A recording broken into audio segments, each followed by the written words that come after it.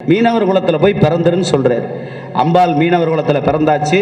உத்தரகோச மங்கைன்ற ஒரு ஊர் உருவாகணும்.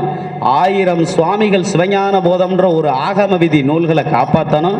அதில் ராவணனுக்கு மண்டோதரிக்கு ராவணனை விட காலையில் ஆதித்ய கிருதம் வந்தால் கூட சொன்னாங்க, ராவணன் ஒரு பெரிய சிவபக்தன், பிறன்மனை நோக்குங்கால் அவருடைய அந்த பக்தி கொஞ்சம் பின்வாங்கிருச்சு. அப்போ மண்டோதரி ராவணனுக்கு முன்னால் உத்தரகோச மங்கை தியானம் பண்ணா. அதனால உனக்கு ஏற்ற பெண் அப்படின்னு சொல்லி சுவாமி கனவுல போறார். சுந்தரமூர்த்தி சுவாமிக்கு எப்படி கனவுல போனாரோ அது மாதிரி நம்ம ஆத்மார்த்தமா சுவாமிகிட்ட இருந்தோம்னா எல்லாத்துக்குமே நமக்கு வருவார். சேவகனா வருவார், இல்லத்துக்கு எடுபடியா வருவார், கருணாமூர்த்தி எல்லாத்துக்கும் வருவார். ஒரு குழந்தைகிட்ட நம்ம ஒரு பொருளை கொடுத்து எப்படி ட்ரீட் பண்ணுதோ அது மாதிரி சிவபெருமான நாம் ட்ரீட் பண்ற விதத்துல நம்மகிட்ட நிச்சயமா வருவார். வரலைனாக்கா வரமாட்டார். நம்மளுடைய நம்பிக்கை வைக்கணும்.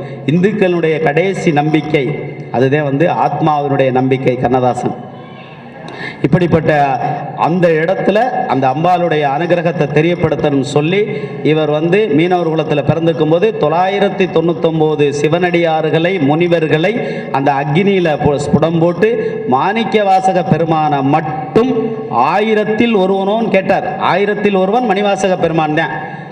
இன்னைக்கு 999 அக்னியில கைலாயத்துக்கு போ, உனக்கு அந்த போகிறதுக்கான பாக்கியம் இல்லை. ஏதோ ஒரு புண்ணியம், ஏதோ ஒரு கர்மம் உன்னை தடுக்குது. பிறந்து வரக்கும்போது யாமே ஆட்கொள்வோம். அதே ஆவடையார் கோயில்ல இவர் அதே போல இருந்து அப்பாண்டி நாட்டை சிவலோகம் ஆக்குவித்த அரிவர்த்த பாண்டியனுடைய முன் ஜென்மாவில் கைலாயத்துக்கு இவர் அழைச்சிட்டு போறார். மாணிக்க வாசகர் நந்தியம்பெருமானாக அங்கே அவதாரம். அப்போ அவதாரம் பண்ணும்போது இவர் போகும்போது குதிரை காலடியில் கைலாயத்தில் இருக்கக்கூடிய பொன்னையும் செங்கோலையும் கொண்டு வந்துடுறார். அப்போ இறைவன் நீ போனா போகுதுன்னு சொல்லி நந்தியம்பெருமான்கிட்ட விட்டுறாரு. கடனை வசூல் பண்ணக்கூடிய காலம் ஒரு நாள் வரும். நிச்சயமாக சிவபெருமானுக்கு போகும்போது கூட கோவிலுக்கு போனால் ஒரு தடவைக்கு மேலே சிவனுடைய சொத்து திருநீரையும் இன்னொரு தடவை வாங்கக்கூடாதுமாங்க. சிவன் சொத்து குலநாசம். அதனால அங்கேருந்து கொண்டு வந்ததை நம்ம சிவன்கிட்ட நாசம் பண்ண ஐயா கூட காலையில் சொன்னார், கோவில் சொத்துக்கள் இப்பெல்லாம் போகுதுன்னு. அதெல்லாம் இறைவன் ஒரு கணக்கு வச்சிருப்பார். எங்கே அரசாட்சி பண்ணுவர்களும் அமைச்சு பணியில் இருக்கவர்களும் யார் எதை சிவன் சொத்து கோயில் சொத்து அறநிலையத்துறை எடுத்தாலும் நிச்சயமாக இறைவன் ஒரு கணக்கு போட்டு அதை வாங்காமல் விட மாட்டார்.